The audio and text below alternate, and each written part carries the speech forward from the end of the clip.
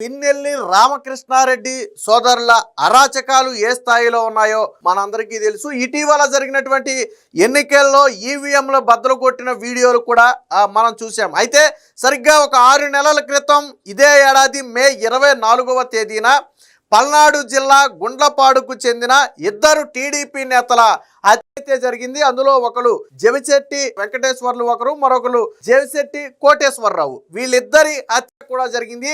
ఈ హత్యలో ప్రధాన ఆరోపణలు ఎదుర్కొంటూ A6, A7గా పిన్నెల్లి రామకృష్ణారెడ్డి సోదరుల 2 పేర్లను కూడా నాడు పోలీసులు నమోదు చేయడం జరిగింది.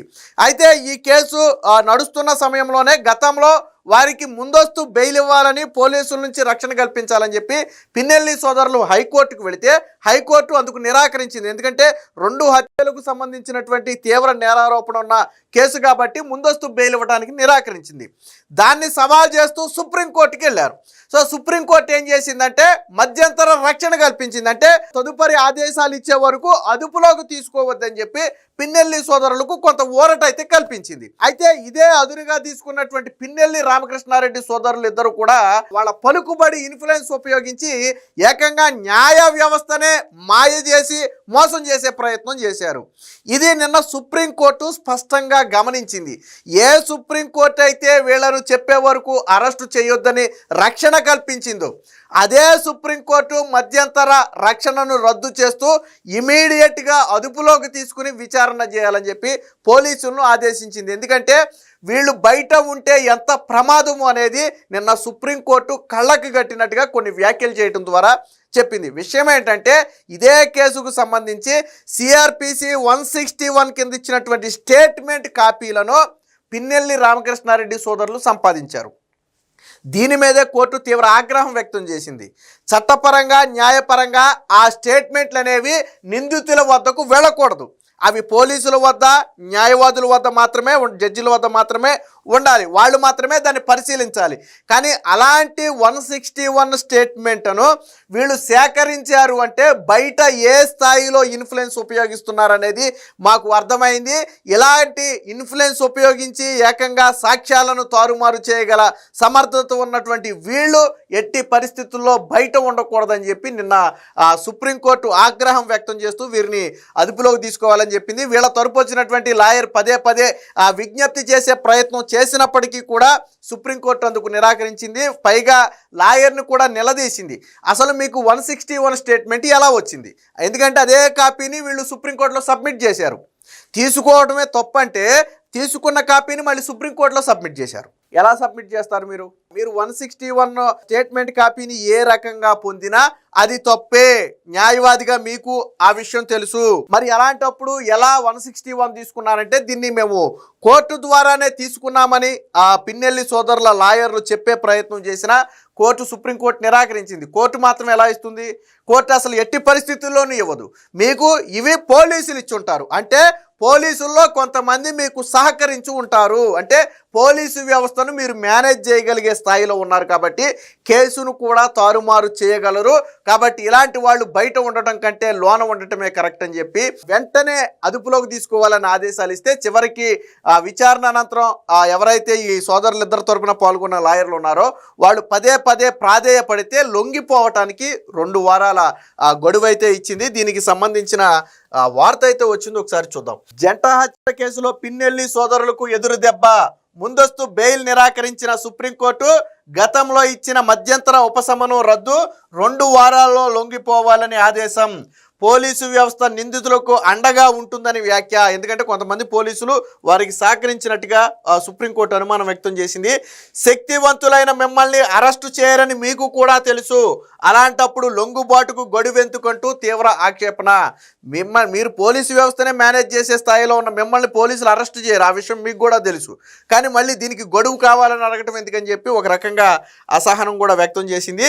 ఇక పల్నాడు జిల్లాలో ఈ ఏడాది మే 24న జరిగిన తెదేపా నాయకులు వెంకటేశ్వర్లు, కోటేశ్వరరావు జంట హత్య కేసులో నిందితులుగా ఉన్న వైకాపా మాజీ ఎమ్మెల్యే పిన్నెల్లి రామకృష్ణ, ఆయన సోదరుడు వెంకటరామిరెడ్డిలకు సుప్రీంకోర్టులో ఎదురు దెబ్బ తగిలింది. ఈ కేసులో తమ ముందస్తు బెయిల్ కొట్టివేస్తూ ఏపీ హైకోర్టు ఆగస్టు 29న ఇచ్చిన తీర్పును సవాల్ చేస్తూ వారిద్దరూ కూడా సుప్రీంకోర్టుకి అయితే వెళ్లారు. 2 వారాల్లో లొంగిపోవాలని ఆదేశించింది.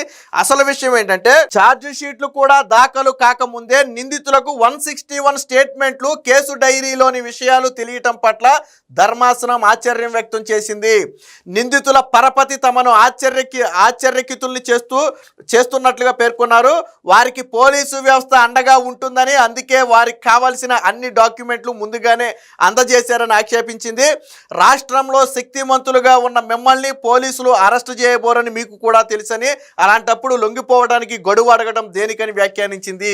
పిటిషనర్ తరపు న్యాయవాది పదే విజ్ఞప్తి చేయడంతో 2 వారాల గడువు అయితే ఇచ్చింది. హైకోర్టు తీర్పును సవాల్ చేస్తూ సోదరులు సెప్టెంబర్ 1న చేసినటువంటి పిటిషన్లపై అదే నెల 4న విచారించినటువంటి ధర్మాసనం అప్పుడు కొంత రక్షణ అయితే కల్పించింది. దీనికి సంబంధించిన మరొక వార్త కూడా ఉంది, ఒకసారి చూద్దాం. ఈ శుక్రవారం పిటిషన్లపై వాదనలు ప్రారంభమైన వెంటనే హత్యల గురించి పోలీసులకు ఫిర్యాదు చేసిన తోట ఆంజనేయులు తరపు న్యాయవాది జోక్యం చేసుకుంటూ పిటిషనర్లు సాక్షులను ప్రభావితం చేస్తున్నారన్నారు. సెప్టెంబర్ 4న ధర్మాసనం పిటిషనర్లకు మధ్యంతర బెయిల్ ఇచ్చింది. కోర్టు ఆదేశాల ప్రకారం దర్యాప్తుకు సహకరిస్తున్నామని కోర్టులో అప్లికేషన్ కూడా వేశారు. దాంతోపాటు వారిని దర్యాప్తు అధికారి విచారించిన సిఆర్పిసి 161 స్టేట్మెంట్ కూడా దాఖలు చేశారు. ఇది వారికి ఎలా వచ్చిందో పిటిషనర్ల తరపు న్యాయవాదులను వివరణ ఇవ్వమనండి అని చెప్పి ఆయన అయితే కోరటం జరిగింది. వెంటనే కోర్టు కూడా ఆగ్రహం వ్యక్తం చేసింది. ఒక రకంగా మీకు ఆ డాక్యుమెంట్లు ఎలా వచ్చాయో చెప్పాలని పిన్నెల్లి తరపున సీనియర్ న్యాయవాది అయినటువంటి సిద్ధార్థ్ దావేను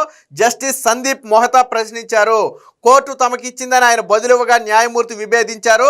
కోర్టు ఎట్టి పరిస్థితుల్లోనే అవి ఇవ్వకూడదు, ఆ విషయం మీకు బాగా తెలుసు అని వ్యాఖ్యానించారు. కోర్టు ద్వారా పత్రాలు పొందిన అప్లికేషన్తో పొందుపరిచామని దావే చెప్పగా న్యాయమూర్తులు వ్యతిరేకించారు. ఛార్జ్ షీటు దాఖలు కాకముందే కోర్టు అవి మీకెలా ఇస్తుందని ప్రశ్నించారు. ఏపీ ప్రభుత్వం తరపున హాజరైన సీనియర్ న్యాయవాది సిద్ధార్థ్ లోద్రా జోక్యం చేసుకుంటూ నిందితులకు 161 స్టేట్మెంట్స్ వెళ్లడం అనేది ఆందోళనగా గురి చేసిందని చెప్పి ప్రభుత్వం తరపు న్యాయవాది కూడా చెప్పడం జరిగింది. దీనిపై సిద్ధార్థ్ దావే వాదనలు వినిపించే ప్రయత్నం చేయగా దాన్ని అయితే న్యాయమూర్తి అయితే తిరస్కరించారు. మీరు ఏ మార్గంలో ఆ పత్రాలు సంపాదించినా అది ఆమోదయోగ్యం కాదు, ఏ కేసులో అయినా సరే దాన్ని ఆమోదించబోమని పేర్కొన్నారు. మీరు దాఖలు చేసిన 161 స్టేట్మెంట్ సర్టిఫైడ్ కాపీనా అని ప్రశ్నించారు. పిటిషనర్లు విచారణకు వెళ్ళిన తర్వాత అక్కడ అధికారులు ప్రశ్నించారు అని దావే చెప్పబోగా జస్టిస్ మెహతా జోక్యం చేసుకున్నారు. మీరు చెప్పబోయే మిగతా వ్యాఖ్యాన్ని నేను పూర్తి చేస్తానంటూ పోలీసులే మీకు ఆ పత్రాలు అందించారు అని చెప్పారు. దాన్ని దావే అంటే మొదటగా ఫస్ట్ మేము కోర్టు నుంచి తీసుకున్నామని చెప్పినటువంటి పిన్నెల్లి సోదరుల తరపు లాయరు తర్వాత కోర్టు ఆగ్రహం వ్యక్తం చేయడంతో పోలీసులే తమకిచ్చారనే సత్యాన్ని అయితే ఒప్పుకోవడం జరిగింది. దీంతో న్యాయమూర్తి మెహతా కూడా తీవ్ర ఆగ్రహం అయితే వ్యక్తం చేశారు. మీరు ఆ పత్రాలను చేజిక్కించుకున్న విధానం పిటిషనర్ల కుట్రను చెబుతుంది. తమను ఈ కేసులో ఫోన్ సంభాషణల ఆధారంగా ఇరికించినట్లుగా పిటిషనర్లు రీజైండర్లో పేర్కొన్నారు.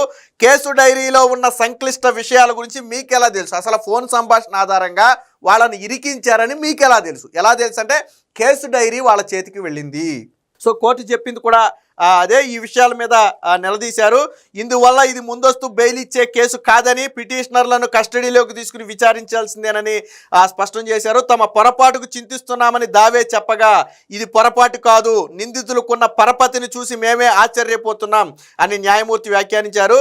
దావే బదులిస్తూ పిటిషనర్లు హత్యకు పాల్పడిన వారికి మధ్య 2 రోజుల ముందు 57 సెకండ్లు 7 సెకండ్ల ఫోన్ సంభాషణ జరిగిందని పోలీసులు పేర్కొంటున్నారని, ఇంత స్వల్ప సమయంలో కుట్ర పనటం సాధ్యమేనా అని అన్నారు. ఇది తెదేపా నాయకులు అంటే వారి వ్యక్తిగత గొడవల వల్ల జరిగింది, వాళ్ళు అపోజిషన్లో ఉండి వీళ్ళని ఇరికించే ప్రయత్నం చేస్తున్నారని చెప్పగా దాన్ని కోర్టు కూడా అంగీకరించలేదు. ఇంకో రకంగా ఏం చెప్పిందంటే ఎవరైతే నిందితులుగా ఉన్న పిన్నెల్లి సోదరుల తరపున వాదిస్తున్నారో ఆయనకు సూచన కూడా చేసింది. ఓ పని చేయండి, మీరే ఈ కేసు లోతుకెళ్ళి ఆలోచించండి, ఏం జరిగింది ఎలా జరిగింది అనేది మీకే అర్థమవుతుంది అని చెప్పి కోర్టు ఒక సలహా కూడా చేసింది. దావే వాదనతో న్యాయమూర్తి విభేదించారు. మీరు ఎన్నిసార్లు లోపలికి పోయి బయటకు వస్తే మీ హోదా అంత పెరుగుతుందని. ఒక రకంగా అంటే పిన్నెల్లి సోదరులకు జైలుకి వెళ్ళి బయటకు వస్తేనే కదా హోదా అనేది. ఎన్నిసార్లు లోనికి వెళ్ళి బయటకు వస్తే అంత దర్పం ఫీల్ అవుతారు వాళ్ళు. అంత రౌడీల్లాగా అంత గూండాల్లాగా ఫీల్ అవుతారు. సో అదే విషయం సుప్రీంకోర్టు కూడా చెప్పడం జరిగింది. దీంతో మొత్తంగా పిన్నెల్లి సోదరులు పలుకుబడి ఉన్నటువంటి వ్యక్తులు, పోలీసులనే మేనేజ్ చేయగలిగిన వీళ్ళు సాక్షులను మేనేజ్ చేసి కేసును తారుమారు చేయరు అని ఎలా చెప్పగలరు అనేది నిన్న ధర్మాసనం సూటిగా అడిగినటువంటి ప్రశ్న. కాబట్టి ఇలాంటి వాళ్ళు బయట ఉండకూడదు. ఒక రకంగా ఏ సుప్రీంకోర్టు అయితే మధ్యంతర రక్షణ కల్పించిందో అదే సుప్రీంకోర్టు వీళ్ళు మామూలు వ్యక్తులు కాదు, వీళ్ళను కస్టడీలోకి తీసుకుని విచారిస్తేనే ఈ కేసులో వాస్తవాలు బయటపడతాయని చెప్పి సుప్రీంకోర్టు అయితే ఆగ్రహం వ్యక్తం చేసింది. దీంతో మొత్తంగా ఒక రకంగా వైసీపీ పార్టీ మొత్తానికి కూడా ఇది ఒక పెద్ద ఎదురు దెబ్బ అని చెప్పుకోవచ్చు. ఎందుకంటే పిన్నెల్లి సోదరులు బయటకు వస్తారేమో, వాళ్ళకి బయటకు వస్తే సచ్చీలుగా ప్రకటన చేసుకోవచ్చు. సో ఈ హత్యకి వాళ్ళకి సంబంధం లేదని వైసీపీ ప్రొజెక్ట్ చేసుకోవచ్చు అనే ప్రయత్నం చేసింది. కానీ